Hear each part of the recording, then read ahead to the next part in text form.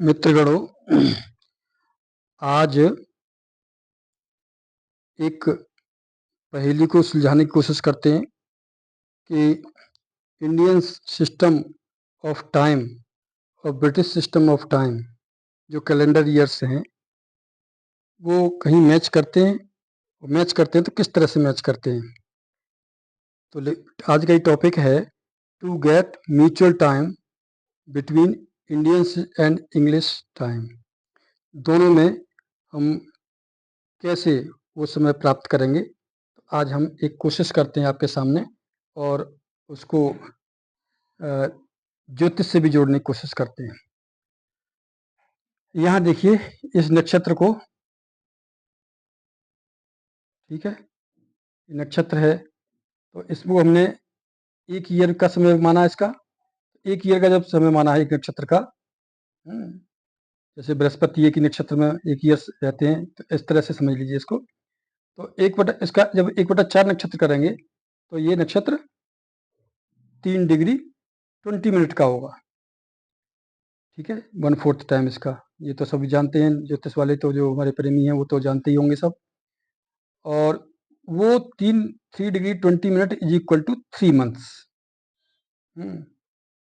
अब वही नक्षत्र एक महीने का भी होता है। जैसे सन का नक्षत्र है, सन 1 महीने रहते हैं। अगर उसका 1/4 किया जाए तो वो 1 वीक के बराबर हो जाता है ना।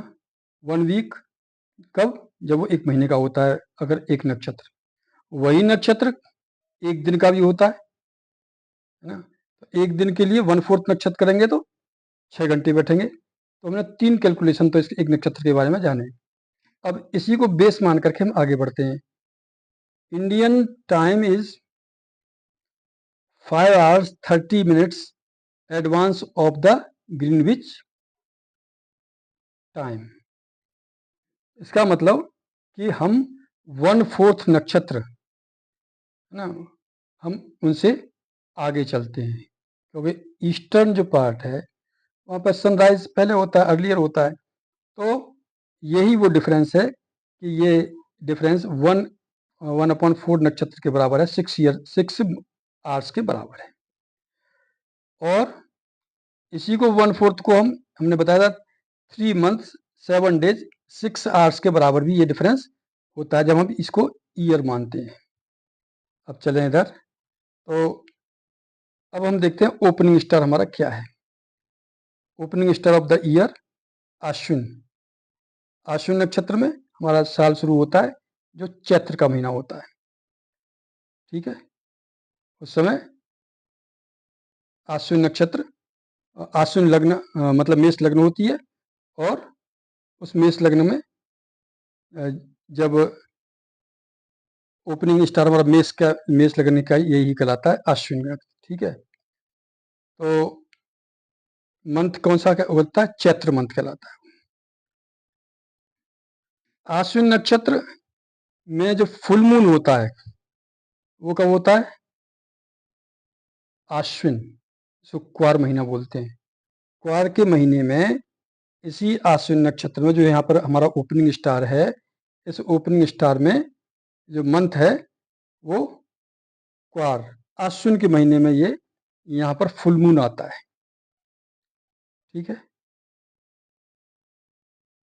फुल मून यहाँ आ गया। और अश्विन के जो अश्विन जहाँ पर है, जहाँ मेष राशि है, वहाँ पर उस समय सूर्य भगवान होते हैं। ठीक है, अच्छा अब देखिए ये जो फुल मून है, क्वार का महीना हो गया, अश्विन हो गया। अब चित्रा नक्षत्र इसके कहाँ बैठता है? 180 डिग्री पर अश्विन के चित्रा नक्षत्र आता है। और ये 180 डिग्री उसकी कुछ हिस्सा कन्या राशि में पड़ता है, दूसरा हिस्सा तुला राशि में पड़ता है। ये तुला राशि में कब? चित्रा नक्षत्र। ठीक है, जहाँ पर सन जो है जो 180 डिग्री पर है अश्विन से। सन उस समय जब चित्रा नक्षत्र होता है तो सन जो है वहाँ पर तुला राशि में होता है। ठीक है, ठीक है। अब first part of the Ashwin vibrates to the third part of Chitra नक्षत्र।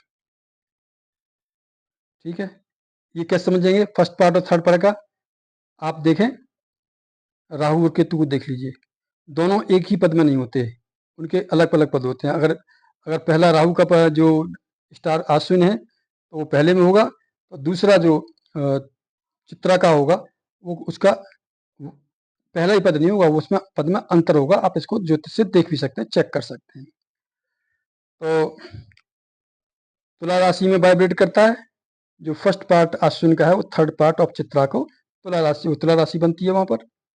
अब देखिए, कमेंसमेंट ऑफ द सन इन तुला राशि। अब हम देखते हैं तुला राशि में सूर्य कब आता है? 14 अक्टूबर को आता है, ये तो पता ही है सबको।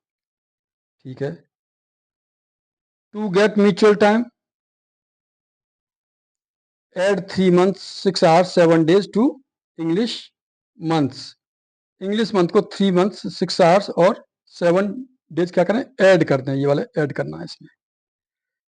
ठीक है, ऐड करिए। तो 14 अक्टूबर से 14 नवंबर 1 month, 14 नवंबर से 14 दिसंबर 2 months, और 14 दिसंबर से 14 जनवरी 3 months, प्लस 14 और 7, 14 जनवरी है ना ये, प्लस 7 डेज, जो 7 डेज और 6 आवर्स निकले थे, तो वो 7 ये, तो ये हो गया 21 जनवरी। देखो, उससे भी हमने 21 जनवरी निकाला। अच्छा, अब आगे चलिए, आगे देखते हैं एडजस्टमेंट कैसे होता है। कमेंसमेंट ऑफ द सन इन मेष राशि ऑन 14 अप्रैल। ठीक है, यहाँ 14 अप्रैल को होता है, वहाँ 14 अक्टूबर को हुआ था तुला राशि में। अब इससे देखते हैं कि म्यूचुअल टाइम डिफरेंस किस तरह से पूरा हो सकता है, किस तरह से एडजस्ट हो सकता है। We will go back 3 months 7 days and 6 hours to get mutual time. अब हमें क्या करना है? वहां तो हम फॉरवर्ड गए थे इस जगह पर, तो यहाँ फॉरवर्ड गए थे, यहाँ पर बैकवर्ड जाएंगे, पीछे की तरफ करना है। तो हम यहाँ देखिए, 14 अप्रैल टू 14 मार्च 1 महीना, 14 मार्च टू 14 फरवरी दूसरा महीना, और तीसरा महीना 14 फरवरी टू 14 जनवरी, है ना। तो ये वही हो गया 3 months 14 days प्लस 14, तो आप देखिए ना 14 ये है, तो 3 months पहले ही बताया था, 3 months, और ये 14 days और प्लस 7 days 21 जनवरी फिर आगे लौट के। तो यहाँ भी वो एडजस्टमेंट हो गया, यहाँ भी एडजस्टमेंट हो गया। इसका मतलब जो इंडियन सिस्टम ऑफ टाइम और ब्रिटिश सिस्टम ऑफ टाइम में हम इस तरह से एडजस्टमेंट करते हैं, इस तरह से हमारे दिमाग में रहता है कि ये we adjusted English time, English month and Indian months, और यहाँ पर हमने टू गेट म्यूचुअल टाइम। अब 14 जनवरी को सन जो है मकर राशि में जाता है।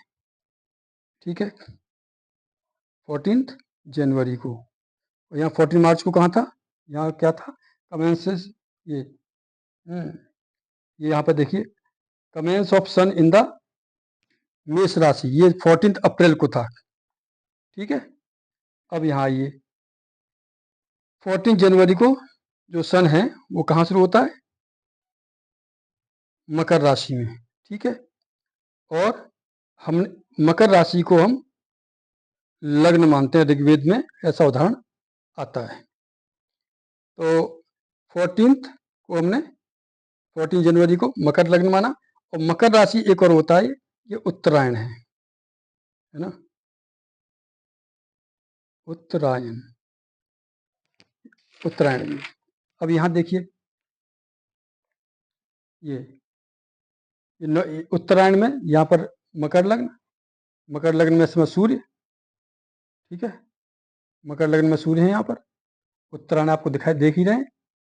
तो 10 11 12 1 2 3 4, ये देखिए, है ना, 4। तो कर्क राशि हो गई, ये क्या है? पूर्व, है ना, पश्चिम। ठीक है, इस तरह से है ना। तो यहाँ पर पूर्व में तो मकर राशि और पश्चिम में कर्क राशि है। अब इस जो मकर राशि है, इसके स्टार्स कौन से हैं? नक्षत्र श्रवण है, उत्तराषाढ़ा है, श्रवण है और धनिष्ठा है। ये फीमेल नक्षत्र कहलाते हैं दिन में, और कर्क राशि में जो कर्क राशि के नक्षत्र हैं तीनों ना, वो मेल नक्षत्र कहलाता है नाइट में का, किसमें? सोलर मंथ में। तो ये क्या है? ये सोलर मंथ है ना, नॉर्दर्न हेमिस्फीयर में। तो ये, और इधर ये सदर्न हेमिस्फीयर शुरू हो जाता है, इसका भी टाइम दिया था उसके हिसाब से। और पुनर्वसु, पुष्य, अश्लेषा ये मेल नक्षत्र हो जाते हैं डे टाइम में, लूनर मंथ में। और यही जो 3 नक्षत्र हैं जो कर्क राशि के हैं, वो फीमेल नक्षत्र हो जाते हैं। इस तरह से हमने एक एडजस्टमेंट करने की एक, एक कोशिश की। गलती हो तो उसे आप माफ़ कर देंगे, बड़े हृदय का परिचय देंगे, और कोई कमी रह जाती है तो मुझे कमेंट बॉक्स में डालेंगे। मैं आपके सामने इसको पूरा करता हूँ, और आशा करता हूँ कि मेरे इस ज्ञान के लिए आप मुझे आगे बढ़ाते हुए फॉलो करेंगे, और इसको लाइक करेंगे और देखेंगे। धन्यवाद।